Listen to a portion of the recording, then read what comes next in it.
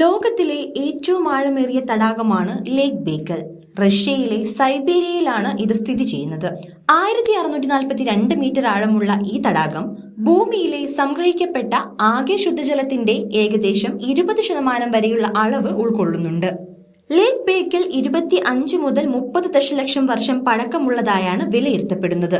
അതിനാൽ ഇത് ലോകത്തിലെ ഏറ്റവും പഴയ തടാകവുമാണ്. തടാകം അത്രയേറെ ആഴമുള്ളതിനാൽ ചില ഭാഗങ്ങളിൽ അതിന്റെ താഴത്തെ തട്ടിൽ പൂർണ്ണമായും വെളിച്ചമെത്താത്ത അവസ്ഥയും നിലനിൽക്കുന്നുണ്ട്.